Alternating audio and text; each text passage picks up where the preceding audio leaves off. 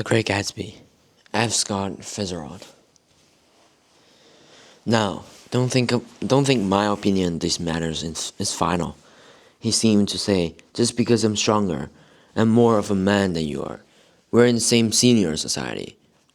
And while we were never intimate, and I always had the impression that he approved he approved of me and wanted me to like him with some harsh, defiant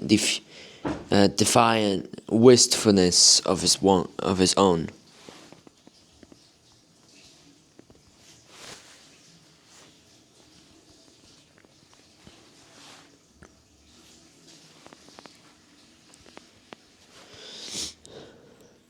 We talked for a few minutes on the sunny porch.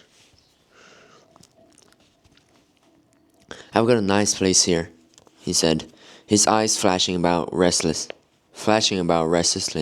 Turning me around by one arm, he moved a broad flat hand along the front vista, including in its sweep and including in its sweep a sunken Italian garden, a half acre of deep, pungent roses, and a snub-nosed motor boat and bumped tide offshore.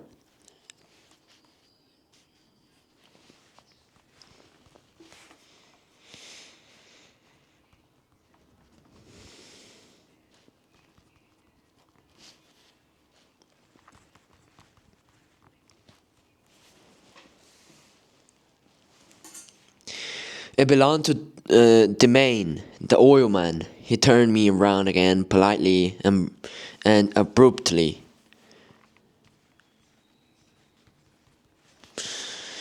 We'll go inside.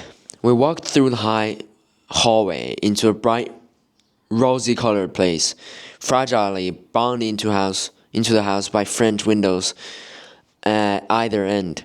The windows were ajar and gleaming, while against the fresh grass outside that seems to grow a little way into the house. The windows were oh wait. A breeze blew through the room, blue curtains in at one end and about the other like pale flags, twisting them up toward the frosted wedding cake of the ceiling.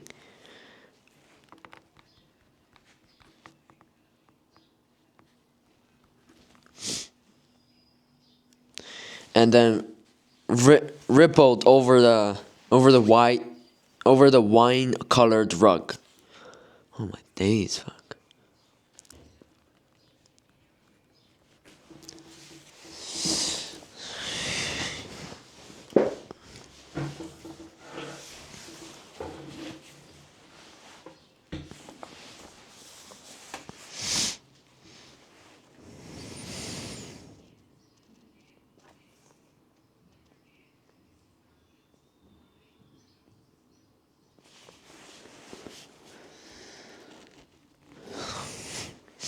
Making a shadow on his wind does on the sea. The only completely stationary object in the room was an enormous couch on which two young women were buoyed up as though upon an anchored balloon.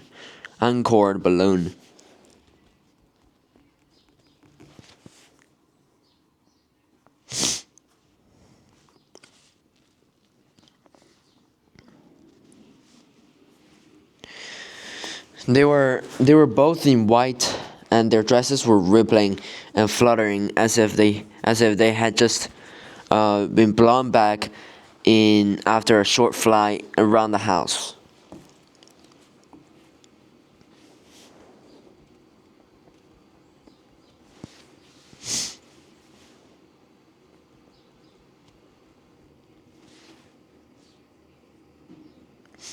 I must have stood for a few moments listening to the whip and snap of the curtains and ground of on the ground of the picture on the wall.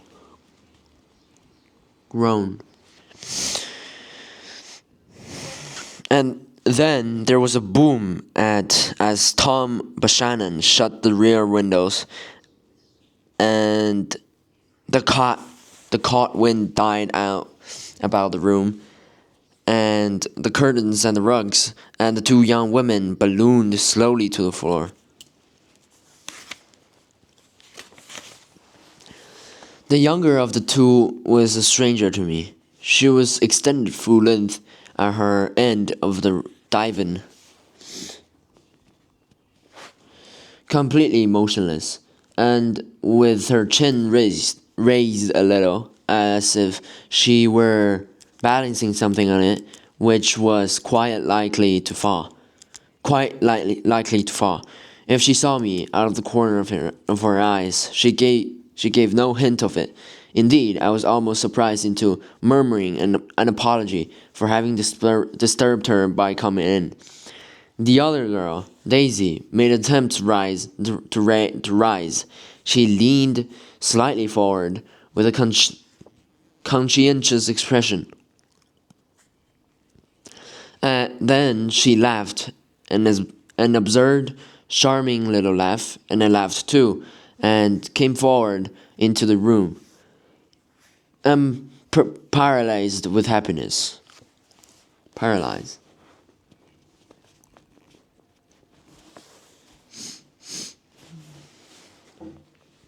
She laughed again, as if she said something very witty.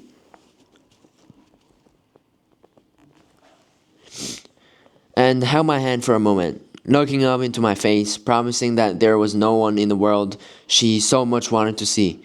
That was the way she had. She hinted in a murmur that the surname of the balancing girl was Baker.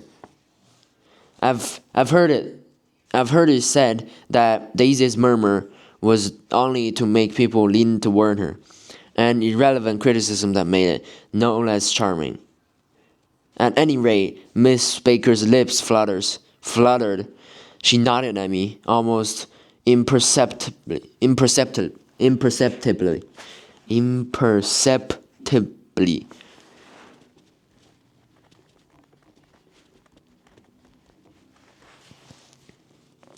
And then quickly tipped her head back again. Tipped her back.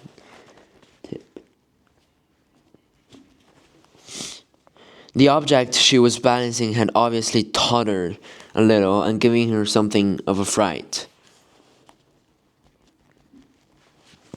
Again, a sort of apology rose to my lips, almost an exhibition of complete self-sufficiency draws a stunned tribute from me. I looked back at my cousin. We began to ask me some questions. Who began to ask me some questions in her low, thrilling voice. It was a kind of voice that the ear follows up and down, as if each speech is an arrangement of notes that will never be played again. Her face was sad and lovely, with bright things in it, bright eyes and bright passionate mouth. And there was an excitement in her voice that men who had cared for her found difficult to forget, a singing composure.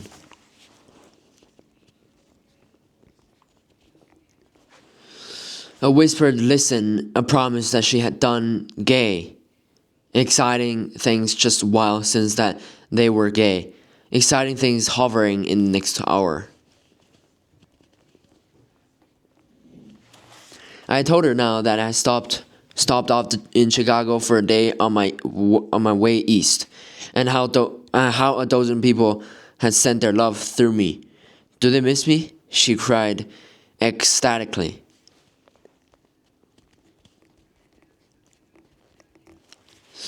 The whole town is desolate. All the cars have have left the rear wheel painted black as a mooring wreath. Mourning. Yeah.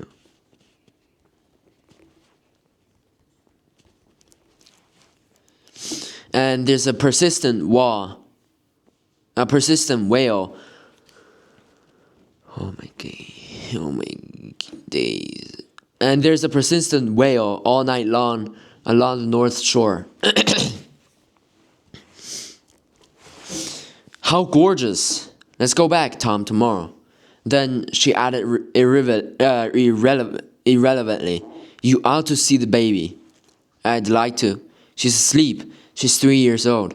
Have you ever seen her?" "Never." "Well, you ought to see her. She's..." Tom Buchanan, who had been hovering restlessly about the room, stopped and rested his hand on my shoulder. "What are you doing, Nick?" "I'm a bondman." "Who with?" I told her. Never heard of him. Never heard of them," he remarked. He remarked decisively. This annoyed me. "You will," I answered shortly. "You will if you stay in the East." "Oh, I'll stay in the East. Don't you worry," he said, glancing at Daisy and then back at me. If she were alert for something more, I'd be a good damned fool to live anywhere else.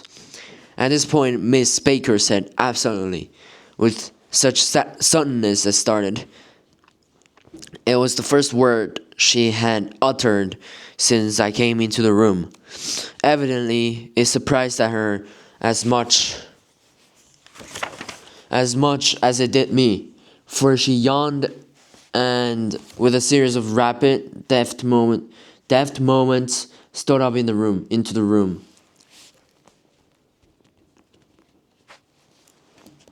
"I'm stiff," she complained. "I've been lying on that sofa for as long as I can remember." "Don't look at me," Daisy retorted.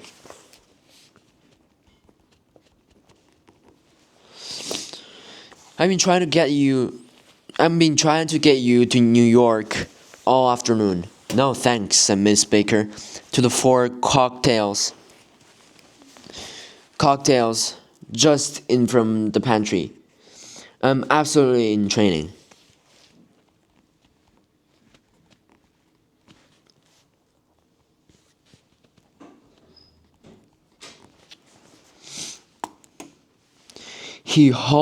Her host looked at her incredulously.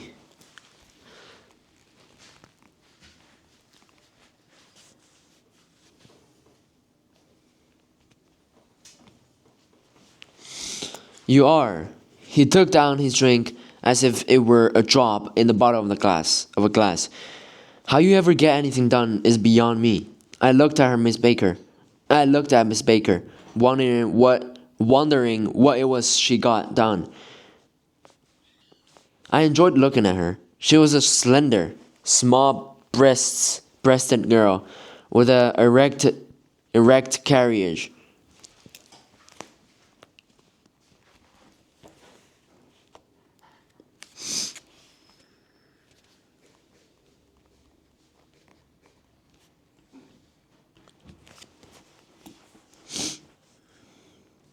Which she accentuated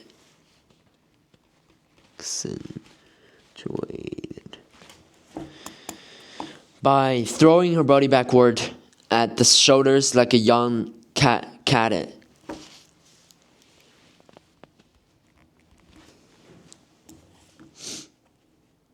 Her gray sun-strained eyes looked back at me with polite reciprocal curiosity out of a wan. Charming, discontented face. It occurred to me now that I had seen her, or a picture of her, somewhere before.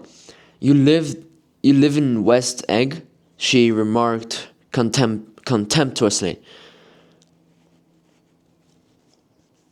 "I know somebody there." I I don't know a single. You must know Gatsby. Gatsby? Demanded Daisy. What Gatsby? Before I could reply, that he was my neighbor, dinner was announced, wedging his tense arm imperatively under mine.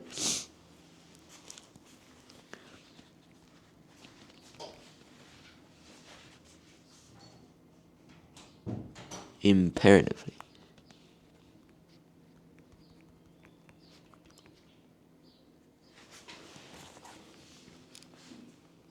Tom Buchanan compelled me from the room as though he was moving a checker to another square. Slenderly, languidly, yo.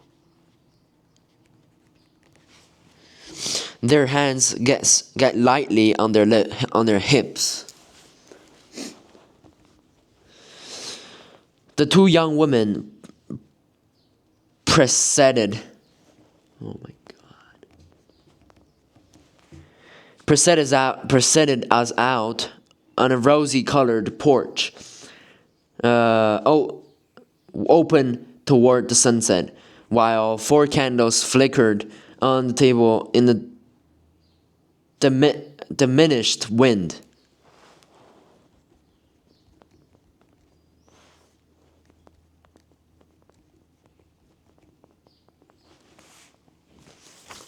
Why candles? Objected Daisy, frowning. She snapped them out with her fingers. In 2 weeks, it will be the longest day. It will be the longest day in the year. She looked at us all radiantly. Do you always watch the longest day of the year and then miss it? I always watch for the longest day in the year and then miss it. We ought to plan something, yawned Miss Baker, sitting down at the table as if she were getting into bed. All right, said Daisy.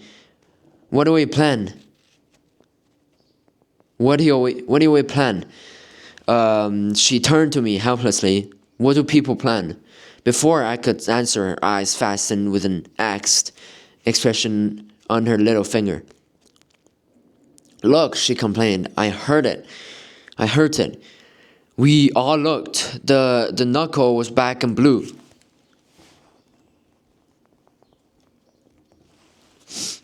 You did it, Tom, she said accusingly.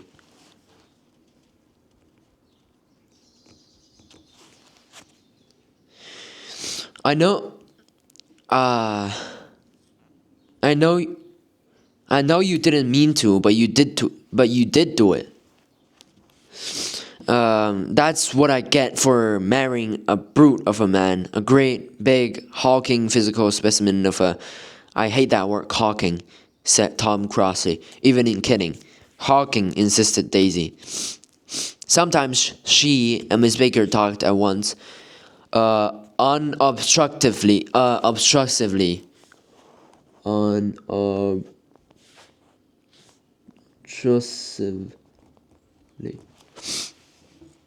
and with a bantering inconsequence that was never quite chatter. That was as cool as their white dresses and their impersonal eyes in the absence of all desire.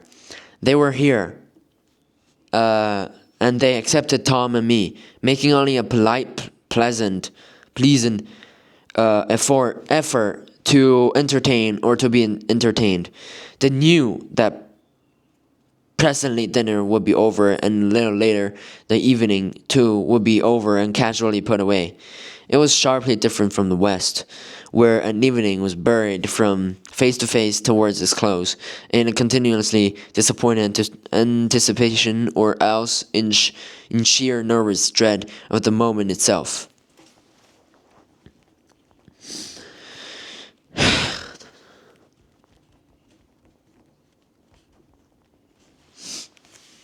You make me feel uncivilized, Daisy, unconfessed on my second glass of corky but rather impressive claret.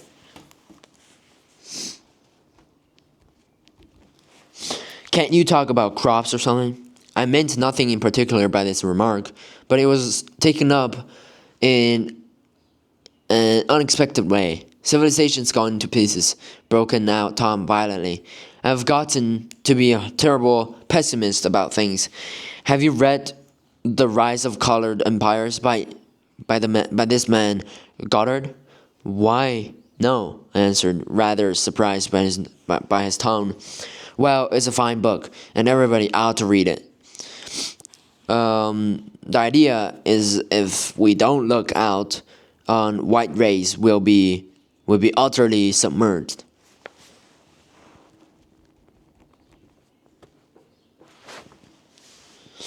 It's all scientific stuff. It's been proved. Tom's getting very profound, said Daisy, with an expression of unthoughtful sadness. He reads deep books with long words in them. With what was that word we... Well, these books are all scientific, insisted Tom, glancing at her impatiently. This fellow has worked out the whole thing. It's up to us, who are the dominant race, to watch out on their other races. Will have control of things. We've got to beat them down, whispered Daisy, winking ferociously towards the fervent sun.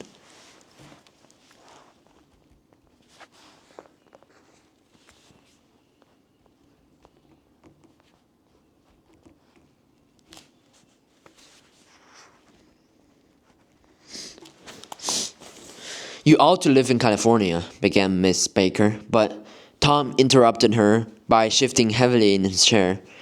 This idea is that we're Nordics. I am, and you are, and after an infinitesimal hesitation, he included Daisy with a slight nod, and she winked at me again, and we've produced all the things then go to make civilization. Oh, science and art and all that. Do you see?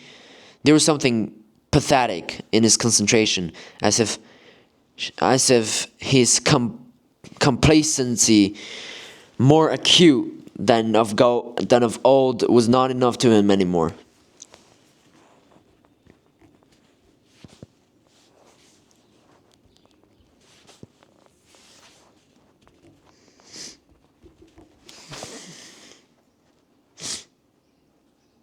When almost immediately the telephone rang inside, and the butler left the porch, Daisy seized upon the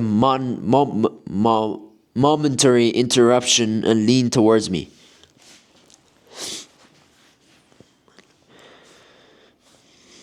Well, I think that's it. Alright, so I finished today. I'll continue reading tomorrow. I'll see you guys tomorrow.